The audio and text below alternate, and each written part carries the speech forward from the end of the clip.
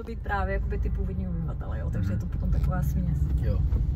Ale jakoby tak nějak jakoby se to dalo rozlišit, jo, že ti co jsou takový světlejší pleti, tak jsou z té vyšší třídy, no. Potom se jim říká některým, kteří jsou takový ty, že se chovají jako tak úplně jako arrogantně, tak se jim říká fresas, jako. To je jahoda, fresa, ale že jsou fresas a ty tak mluví prostě jakoby, já nevím, to je takový jako taková, jako taková šlechta. Takový prostě Pražák, ano, šampóny, takový Pražák, takový ty typický Pražák namyšlený prostě.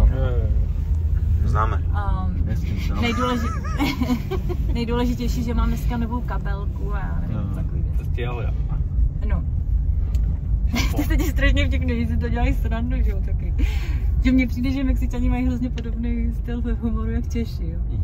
Že oni si z těch lidí dělají srandu, tak právě nějaká takováhle fresa, že jo, holka, natočila video, dala to nevím kam, na TikTok, na Instagram. A kluk, který je prostě jakoby typický Mexičan, to natočil podobný a říkal, ona totiž mám nový boty, který jsem si koupila tam a tam, stály tolik a tolik, že jo.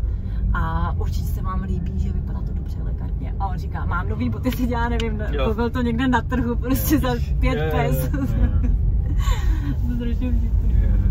Takže tak, jo, takže jo, jsou tady vlastně, no a pak jsou tady toto jakoby, tady tyto místa mě fascinuje, kde si lidi vybírají, jako kde budou bydlet, jo. Protože tady si staví takový bivaky ti migranti. A to ještě jak půjdeme zpátky, tak vám pak ukážu, kde oni mají jako různý místa, kde jako bydlí pod mostama, kolem mostu, jo. A mně přijde úplně jako někdy zajímavý, kde si to vyberou, jo? Já bych si to třeba tady nevybral. To tam podle mě nejde ani o to, kde si to vybereš, ale kde třeba případně nechají, jako nějaký třeba víš to policajti nebo něco. Třeba když se berou jako třeba co se týče Prahy a jako Vágusů nebo jako bezdomovců, co jsou v Praze. Takže se jako, oni se srocují tam, kde je vlastně jako trošku jako nechají.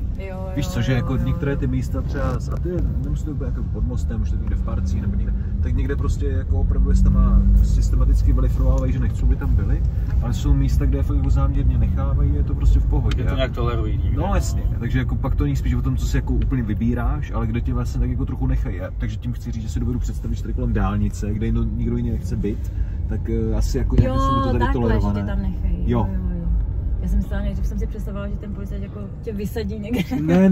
Jo, že nechají, že jako je to v pohodě, že tam seš. Oni přijdou na náměstí a policajti řekne vypadněte s tadyma. A pak přijde kousek vedle a jiný policajti řekne vypadněte s tadyma. A nakonec se dostanou sem. Takhle jsem to přesně myslel. A kolem dálnice typicky, no pod mostem typicky, no jasně. To jako nikoho neštve, protože kdo by chtěl přesně, kdo by chtěl bydlet kolem dálnice, jako nikdo, jo, tak je to takový ten jako leftover, takový ten zbytkový místo, junk space, jsem říkal, kde vlastně ten prostor je k ničemu, je neobyvatelný, nemá žádnou vlastně jako kvalitu v rámci té společnosti, a takže je využívaný takhle, no. No tady třeba jakoby kousíček dál je místo, které se jmenují Desayuno de Padre Chava, a to jsou místa, kde jim dají třeba najíst, jo, jim dají oblečení nebo tak. Takže tam jako se srocují hodně, to vím. Jo. To je jasný. Jo, ale potom třeba přesně tady jako si vyberou, jako pravda, jo, tady není jako žádný dům nikoho, takže vlastně tady jako nikoho neruší. Ale jako, že tady jezdíme všichni, prostě teďka, jako normálně jezdíme vrchem, jo, tady normálně nejezdíme, ale teďka tady všichni jezdíme. Ale staří, jo, prostě staří lidé, kteří na důchod prostě jedou bydlet do Mexika, protože je to pro ně prostě mnohem levnější. A z té svojí penze, z toho důchodu, oni prostě mají úplně úžasný život. Takže to je takový zajímavé. Tak to stačí už. Už mluvím hodně. Ne, prosím, mluv dál. To je super, jako. Já chci tady ten novou, teda tady. To je taky natáčí terminál. Tady je to místo, kde jsem říkala, že budou ty domky, jasně. Ty domky. Ty už byly předtím. A tohle je fakt.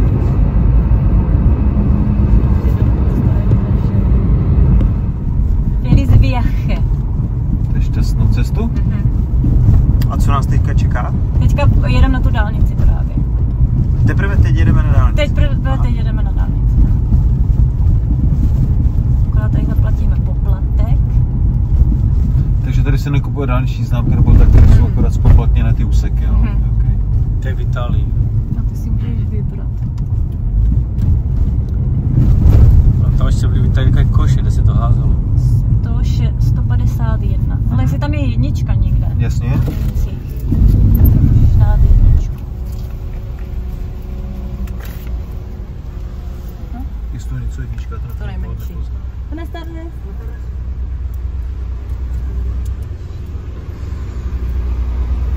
Gracias. Gracias.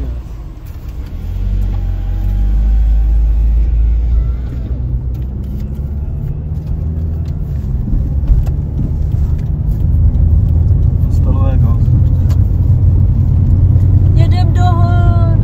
Tak teď si můžete dělat, jak se tam jakoby vyne ta zeď, nebo ta hranice. Prostě, to je takový zajímavý. Jasně, my prostě jdeme kolem jako hranic. Kdo vymyslel, kde to bude, že jo, jak to bude. Už nějak se to mezi sebou koupili. Ne, my kupujeme asi tak 3 metry dál, než my.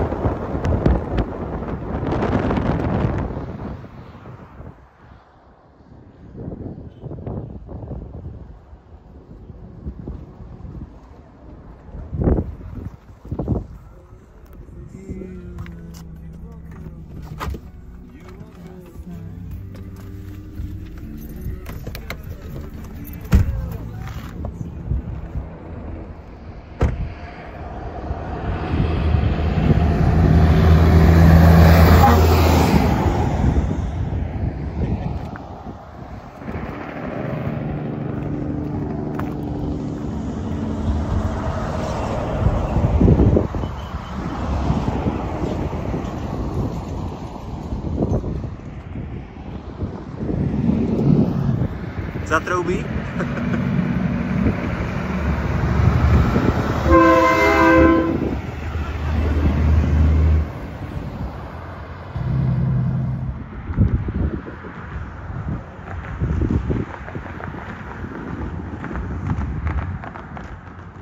Teďka projíždíme úplně úžasnou krajinou, která je možná připomíná Mars nebo něco podobného. Všude obrovské balvany, prostě blížíme se k poušti, k velkému vyschlému solnému jezeru. Teď jsem zapomněl, jak se jmenuje. Laguna de Salada. Laguna de Salada. 55? Jo, rychlost. Ne, je to patník. Slunce zapadlo, vyšel měsíc a my za chvíli, až padne tma, z téhle hlavní cesty odbočíme do nějaké boční temné uličky a pojedeme prostě kilometry, půl kilometry někde do absolutní pustiny a to se prostě těšíme.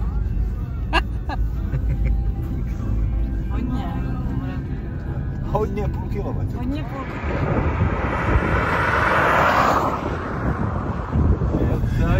Je to tady? Jsme tady. Ano. To jsem mi říkal, pardon. Já taky ne. To vypadalo, že to pokračuje. No tak to jsou zvědaví, kde tímto pojedeme 60 km. Jako 55. Jo, varhánky, super, klasika. Varhánky jsou dobrý. Varhánky Tak klidně si zapni dál, jo.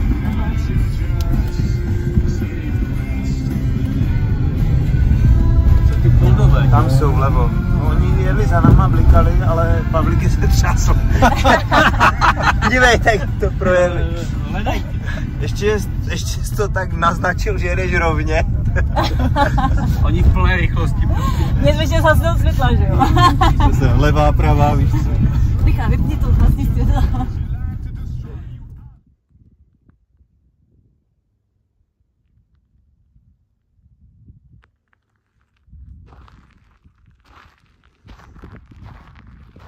Tak ještě asi 30 km do kempu tady v poušti. Je tady teda super teplo.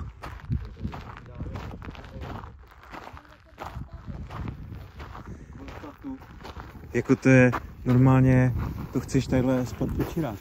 Já budu spát jenom tak, bez spacáku. Blbý je, když nás Julka upozorňovala, že do té pouště, že by nám doporučovala uzavřený systém na splay. Uzavřený systém.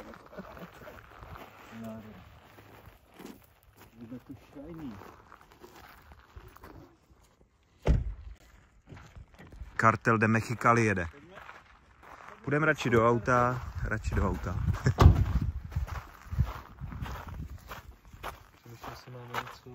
Já to mám. Já jsme vyhodili. Jsou tam ty housky.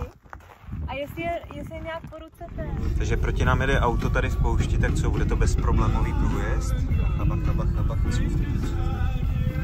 Vypadá to, že to bude bez problémů.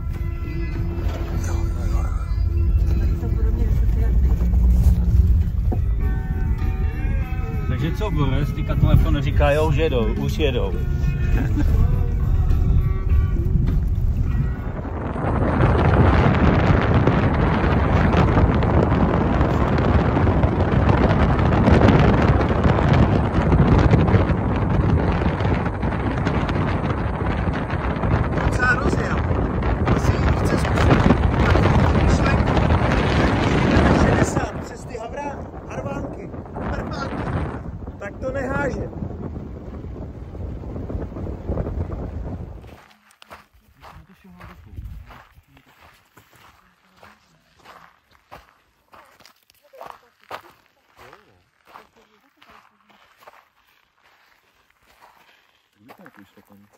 No, taky jsou tam stopy. Nic tam není. Ty jsi hraničák. Jasně, tohle jsou stopy šakalí, 2 dny staré. Právě vezmi s tím papír. Já vím. Ale dva? Svíňa, toto. No, ne, to bylo zmražení, tak to bude takový úplně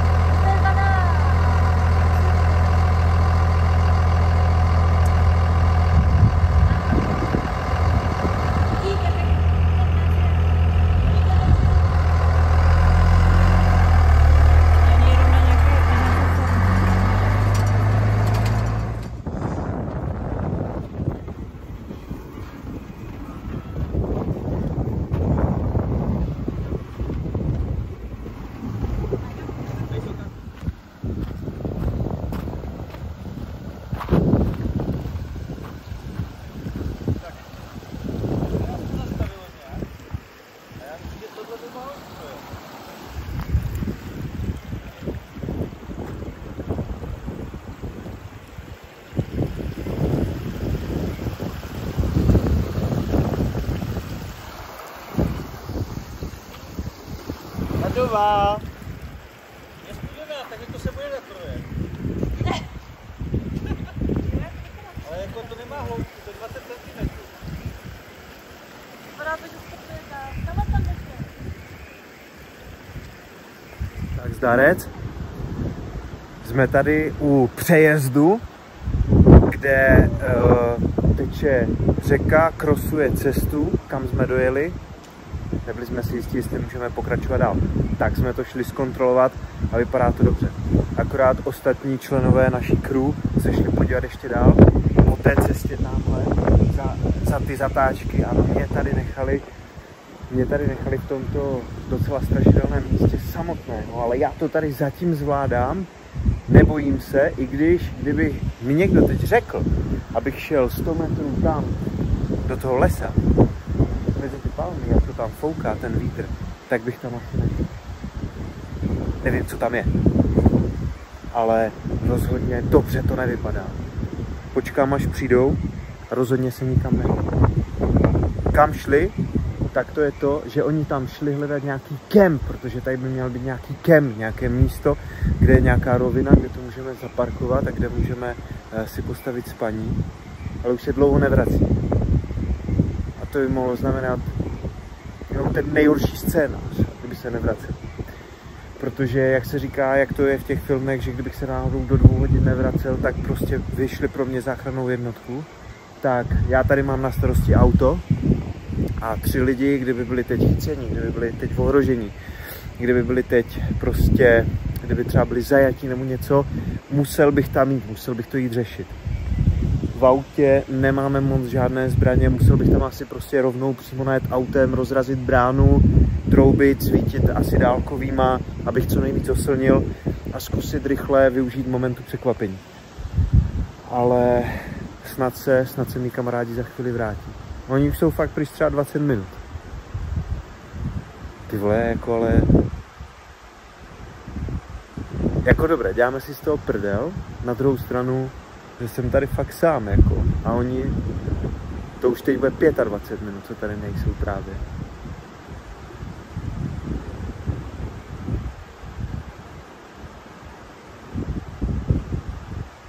Ty vole, kdyby se tam, jak stojí to naše auto, kdyby tam teďka se zjevily nějaké světla.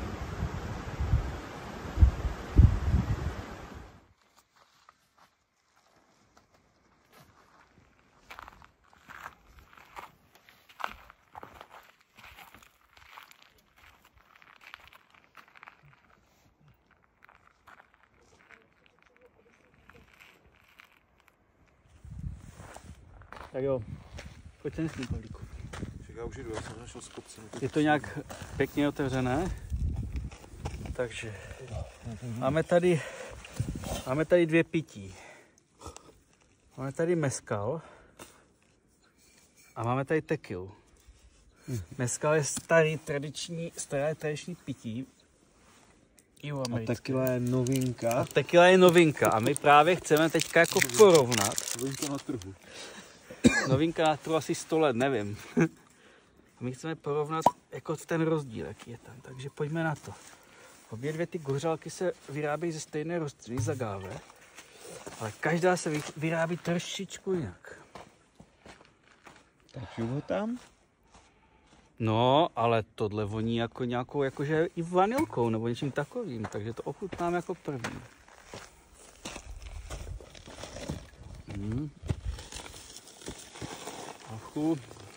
Můžu ti říct, že tohle, ta tequila, jako není špatné moderní pití, musím říct. Měl bys to teda ještě porovnat s tím mezcalem. Dám tequilu, dám mezcal. A my jsme koupili, koupili tady tu nakouřenou. A je fakt nakouřenou. Mezcal je prostě tradice. Zemitý? Zemitý, tradiční, surový. Mm-hmm. Tady už tohle je trošku načančané. Je to už, no ano. Že je to načančané trošku. Fezov nebo který?